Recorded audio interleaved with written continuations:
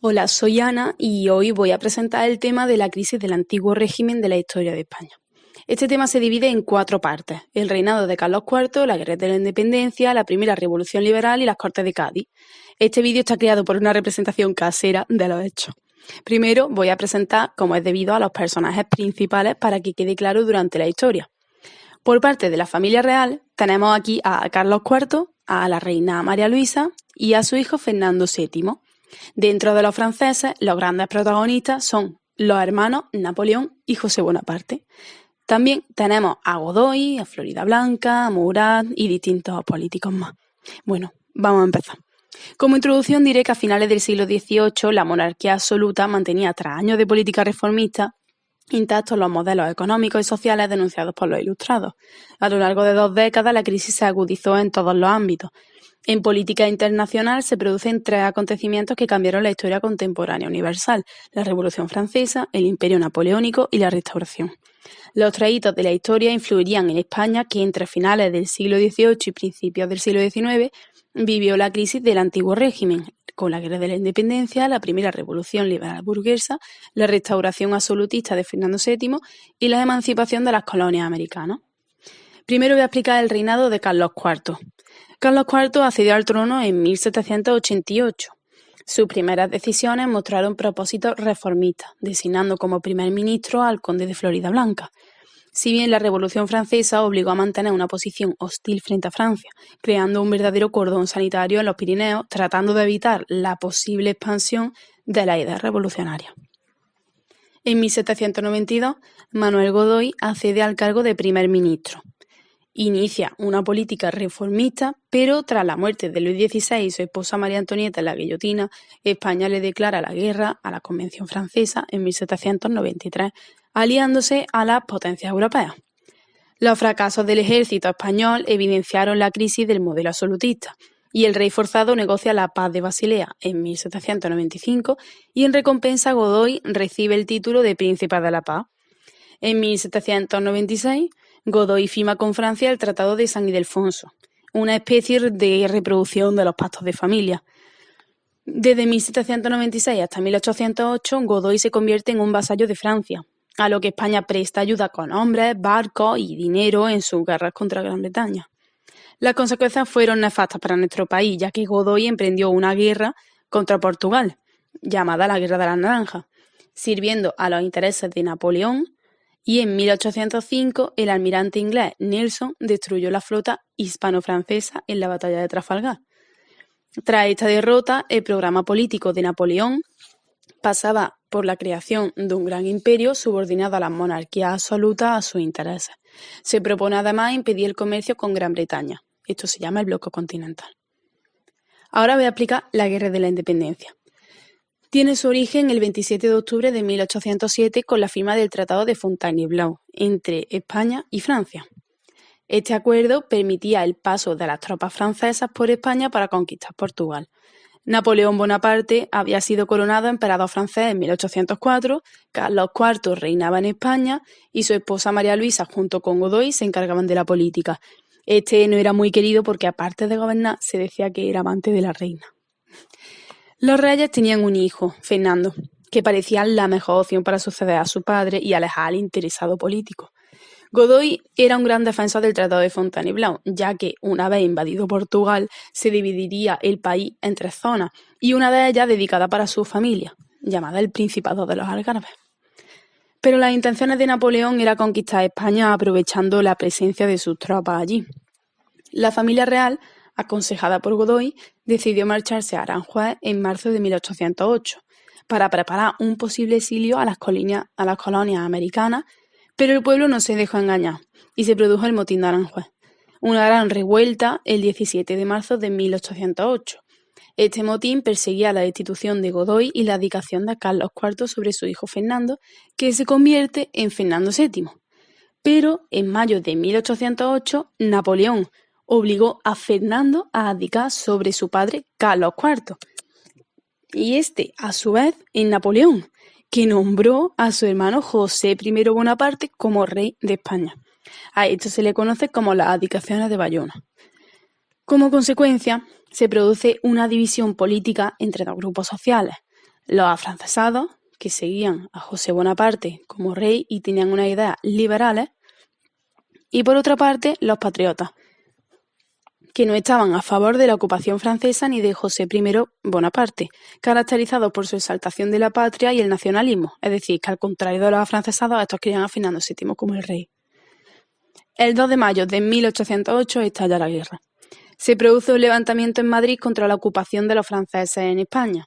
El mariscal Murat, que era cuñado de Napoleón, lanza una proclama amenazando a todo aquel que ande con armas o realice corrillos contra el nuevo régimen.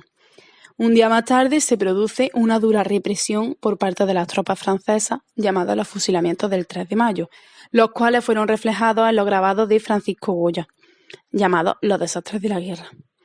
Poco a poco, las revueltas se suceden por Burgos, León y posteriormente por toda España.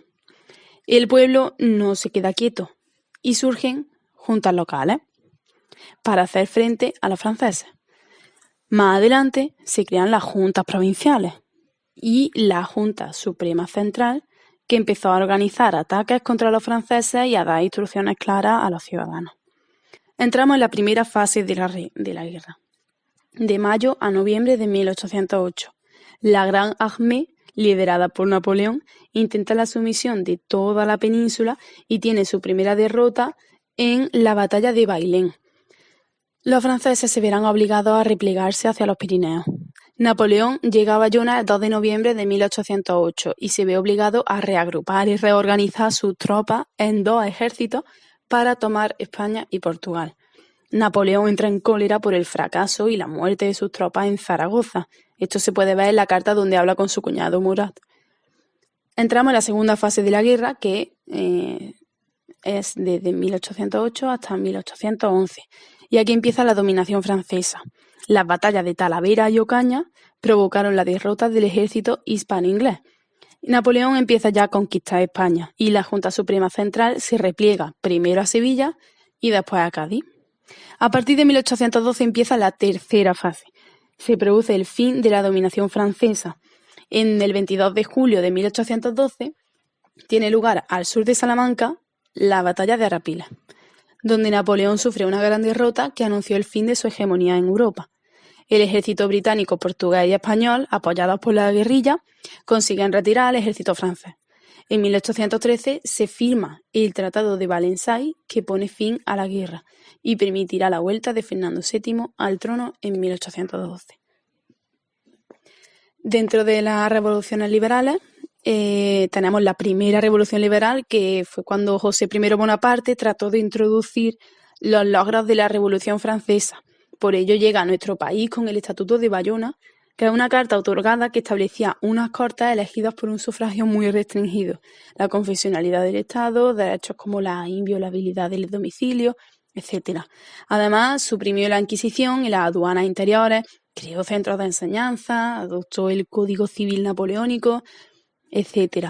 Para llevar a cabo estas medidas contó con el apoyo de los afrancesados, que fueron rechazados por el pueblo. Luego tenemos las Cortes de Cádiz. La Guerra de la Independencia supuso una ruptura para el antiguo régimen del nuevo Estado liberal que se construye en España en el siglo XIX. Llegan nuevas ideas que son defendidas por una parte por los afrancesados y de otra por aquellos que a falta de rey deciden reclamar la soberanía nacional formando juntas hasta la creación de unas Cortes que, refugiadas en Cádiz, proceden a redactar nuestra primera Constitución, la Constitución de Cádiz de 1812. Esta Constitución es un texto muy extenso, ya que consta de unos 384 artículos, porque los liberales del momento supieron que estaban poniendo por escrito por primera vez aspectos tan esenciales como los derechos del individuo, entre los que se encuentra el sufragio universal masculino para unos varones de mayores de 25 años. La Constitución establece la plena soberanía nacional con una monarquía moderada hereditaria y también la separación de poderes. El poder ejecutivo lo ejerce el rey. El poder legislativo lo componen las Cortes y el rey de nuevo, que tiene ciertas atribuciones, entre ellas la capacidad de veto. Y el poder judicial, que corresponde a los tribunales. Esta Constitución también establece la confesionalidad católica del Estado. También añade la creación de un ejército permanente, vista la experiencia con la Guerra de la Independencia, y también la creación de una milicia nacional. La Constitución también establece la organización territorial en provincias y la elección popular de los alcaldes. Por último, tenemos una conclusión sobre este tema. Con el regreso de Fernando VII, el deseado, apoyado por los absolutistas, se anuló por decreto del 4 de mayo la obra legislativa de Cádiz. En realidad solo tuvo vigencia la Constitución hasta 1814, durante el trienio liberal, y unos meses en 1836. Tras el motín de los sargentos de la Granja, en plena regencia de María Cristina. No obstante, la Constitución de 1812 es importante en sí misma por ser el comienzo del constitucionalismo español, del Estado liberal. Ha sido considerada por los estudiosos del constitucionalismo como un modelo de eclecticismo y de compromiso. Contenía como elementos básicos las tesis de Rousseau sobre la soberanía del pueblo, que encarnaba el elemento democrático y revolucionario, y el esquema de Montesquieu sobre la división de poderes, que representaba el elemento liberal. A ambos añadió un elemento tradicional, como el respeto hacia la institución monárquica y el catolicismo. Años después, otros textos inspirados en ella se encargarían de hacer avanzar a la sociedad española en la conquista de sus derechos individuales y colectivos. Como símbolo del deseo de libertad de los españoles, la Constitución de 1812 permanecería viva en el recuerdo a lo largo del siglo, prolongándose también en el ideario de los liberales de América del Sur y de Europa. Muchas gracias.